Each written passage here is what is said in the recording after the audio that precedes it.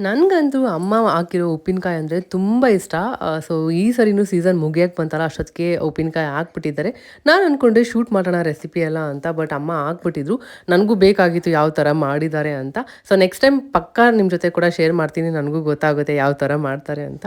ನಿಜವಾಗ್ಲೂ ತುಂಬ ಟೇಸ್ಟಿಯಾಗಿತ್ತು. ಬಿಸಿ ಬಿಸಿ ಅನ್ನ ತುಪ್ಪ ಜೊತೆ ತಿಂತಾ ಇದ್ರೆ ಎಷ್ಟು ಚೆನ್ನಾಗಿರುತ್ತೆ.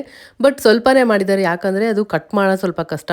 ಒಳಗಡೆ ಒಟ್ಟ ಎಲ್ಲ ಇರುತ್ತಲ್ಲ, ಅದರಿಂದ ಕಟ್ ಮಾಡೋದು ಮನೆಯಲ್ಲಿ ಕಷ್ಟ ಆಗುತ್ತೆ. ಸೊ ನಾನೆಲ್ಲೋ ಜಯನಗರದಲ್ಲಿ ಎಲ್ಲೋ ನೋಡಿದ್ದೆ, ಅವರೇ ಅಲ್ಲಿ ಕಟ್ ಮಾಡಿ ಕೊಡ್ತಾ ಇದ್ರು. ಅದಕ್ಕಂತಾನೆ ಕಟ್ ಮಾಡೋಕ್ಕೆ ಬೇರೆ ಇಳ್ಗಿ ಎಲ್ಲ ಇರುತ್ತೆ.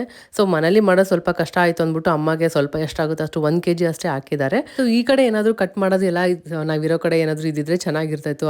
ಜಾಸ್ತಿ ಹಾಕೋಬಿಡ್ಬೋದಿತ್ತು ವರ್ಷಕ್ಕಾಗೋಷ್ಟು. ಸೊ ಚೆನ್ನಾಗಿತ್ತು, ಬಟ್ ಟೇಸ್ಟ್ ಮಾತ್ರ ತುಂಬ ಚೆನ್ನಾಗಿ ಬಂದಿದೆ. ಹಾಗೆ ಅಮ್ಮ ಮಿಲ್ಕ್ ಕೂಡ ಹಾಕಿಸ್ಕೊತಾ ಇದ್ದಾರೆ. ಪ್ಯಾಕೆಟ್ ಮಿಲ್ಕಿಂತ ಇಲ್ಲೆಲ್ಲ ಸಿಗುತ್ತಂತೆ.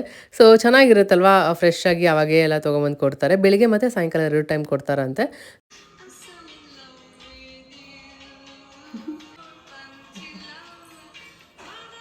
ಆ ಕಡೆ ನನ್ನ ತಂಗಿ ಸ್ಟೆಪ್ ಹೇಳ್ಕೊಡ್ತಾಳೆ, ಇವಳು ಡ್ಯಾನ್ಸ್ ಮಾಡ್ಕೊಂತಿದ್ದಾಳೆ, ಅದು ರೈನ್ ಕೋಟ್ ಹಾಕ್ಕೊಂಡು.